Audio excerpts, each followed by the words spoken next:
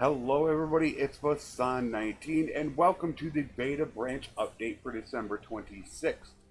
I was not going to do one this week with Christmas, however, with the release of 1.5.6 on Thursday and the various bugs and crashes that I saw on the forums, I felt that it was probably necessary to give people a heads up as to what to expect when they do go ahead and load this up. So without further ado, let us get into it. The first thing I wanted to touch on was the snowballing issue that Mexico has been working on. This is a 20-year test of those snowballing issues with the player not having any interaction with anyone. Now, as you can see, it looks like the same usual suspects are doing the same thing. And while you may think that's true, if you look at the kingdoms that are still alive, this is 1600 days and everybody's still alive. Nobody has been wiped out. Now, yes, the Botanians and the Kuzites are pretty much steamrolling as normal, but this is 1600 days. After 10 years or 800 days, this map was a lot different than what it looks like now. It was not as bad. So while it is still not there, I can tell you that looking at other people's 20-year runs, that it is a step in the right direction. The snowballing is not as bad as it was in 1.5.5. From what I have seen on the forums, there are quite a few crashes and bugs. And I think if we were to go into extreme detail, we would probably be here until next Christmas. So as usual, I will give you a rundown of just the more important ones to watch out for. Now, there are crashes galore reported all over the place. I, to this point, have not had a crash, but of course, they're reported all over the forums, so there is an opportunity that you may actually have it. One crash that has been around that I can actually confirm has been a problem is when you barter with somebody. If you go ahead and put the price manually, it can go ahead and lock your system.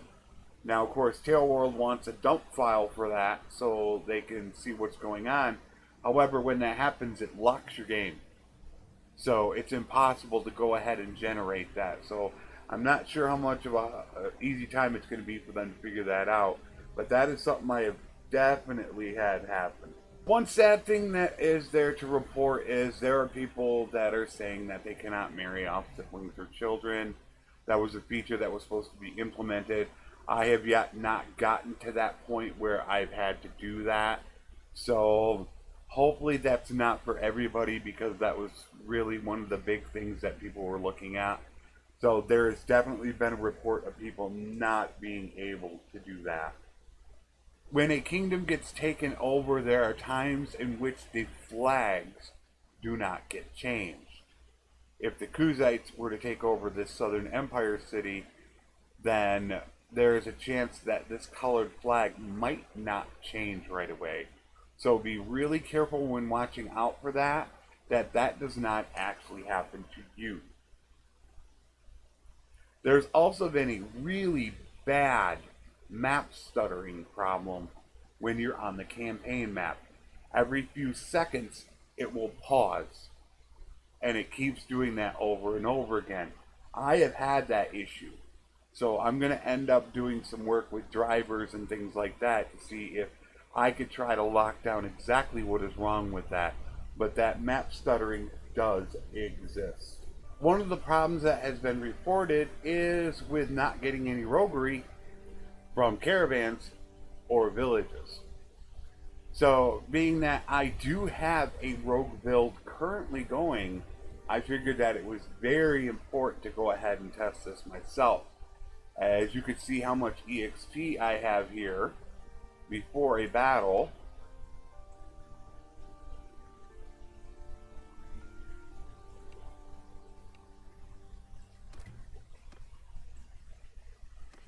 We will go ahead and take them out. And now if we check our roguery, None. This puts a serious damper on my roguery build. I'm a little unsure what to do right now, as yeah, we're not gaining any roguery. That was supposed to have been fixed, and this is a brand new 1.5.6 game. So I would caution anyone that is looking to actually do that to be extremely careful that you do not get too much into your roguery build, because you are not gaining roguery EXP. I have covered this extensively in this game, and that how they got rid of the old age and birth. That is an option that I would like for them to implement. There are some people on the forums that aren't happy about that, but I figure you need to give more options to people than to just limit them, and I'm in favor of more options for everyone. Now, having said that, they were supposed to have simulated battle death on. From what I can tell, lords aren't dying in simulated battle. So it seems like absolutely nothing changed from 1.5.5 to 1.5.6. Now, simulated deaths are going to be turned on. This is where I want to caution people. They actually have a problem right now with the deaths during missions. When they go ahead and make it so the battle death is going to be changed from a 10% chance to a 2% chance, that will not count for quests done by your companions or family members.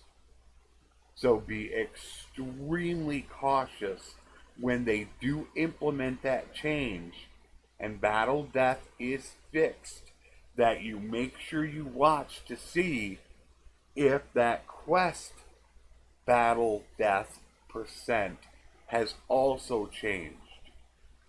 Because you do not want to be sending companions out with a 10% chance of dying. So be extremely careful with that. One of the things I wanted to touch on, because there was a lot of questions on the forums, is recruiting of troops and how it works. You can recruit tier 5 plus troops. How the system works is this. Every hour, one of these will be randomly selected to gain a certain amount of points. And those are points that are used to fill up a bar and to recruit them. Now, obviously, if they're lower levels, that bar will recruit faster. Where if you're successful, then you could recruit maybe 5 tier 1s.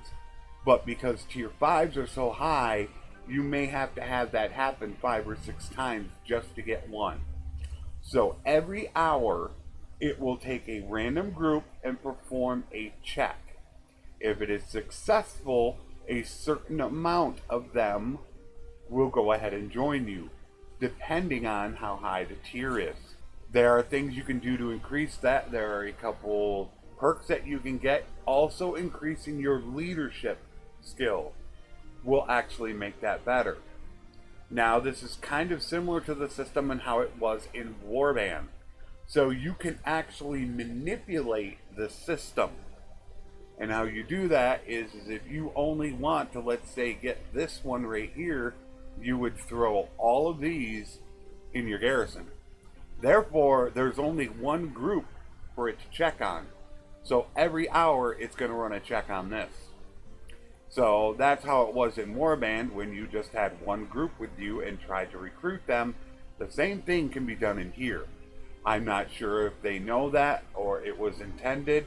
However, if you want to get one specific group, make sure you throw every other one in your garrison, leave that one stack here, and every hour it will only be checking that one group.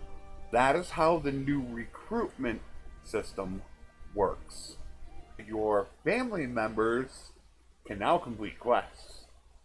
They can't do caravans, but they can now do quests, which is a really, really great thing. So I think that was a big plus on their part that they finally got that implemented, and that will go a long way. As far as skills are concerned, I did not go over the skills that were implemented. They mainly finished off the skill trees in certain areas. However, there are still some perks that are not 100% done and still have not implemented yet. If they do come out with charm, engineering, and blacksmithing, I will run through those.